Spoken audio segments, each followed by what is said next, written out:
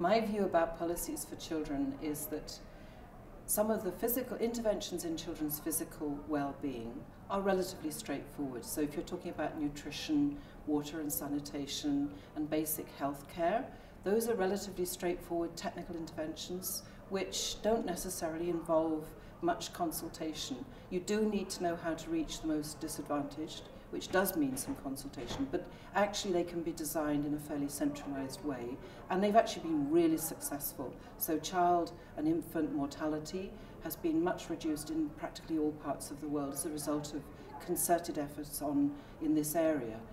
Education, which is a much more complex area, has been very successful in terms of enrollment. Getting children access to schooling has been quite effective, but the quality of education and equity issues are still really, really concerning, and there are many children who are getting very poor quality education. The area for me that is most problematic and where we need far greater understanding of the lived reality of children is in child protection. So, for example, things like exploitation at work, violence in the home or at school, child trafficking, all those sorts of issues are very, very complex, and they're very often a result of different belief systems and different practices, and actually there's very little that's known about the best solutions, and we almost never talk to children about these things. We don't assume children have the expertise. We think that adults always know best, and the professionals know better than anybody else. Yeah, I think I totally agree with what you are saying, because I think that we assume many things about children that we really don't know. We assume that we are adults and you know, and we know about that. And I think that the work that you are doing with Young Life is bringing so much information, so we need to think, and the question of disparity, inequality, self-esteem, how this affects children is crucial for all the life of the children. So the policies sometimes are well oriented on some of the things that are material deprivation, but in the other cases are still we need to do very much and better.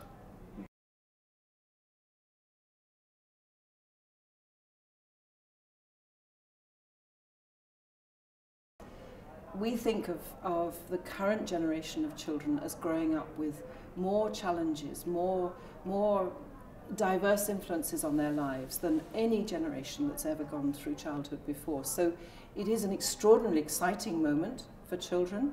The potential is absolutely unbelievable. The use of the internet, going into people's homes, mobile phones, these technologies are opening up opportunities for children that we could never have imagined before.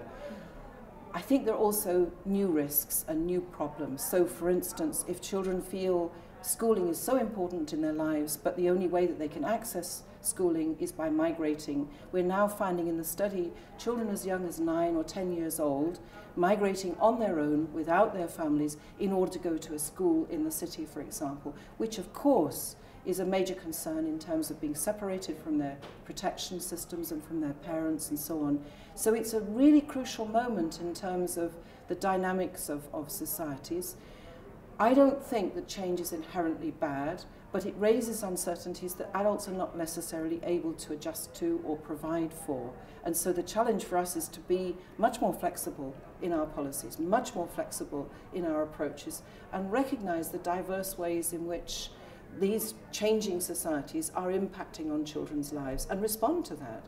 You know, distance education, mobile education systems. Why is all education in schools? Why is it always so formalized? Yeah, I think that we have an incredible opportunity as a society, as a human persons or human being, but also a big responsibility. Yeah.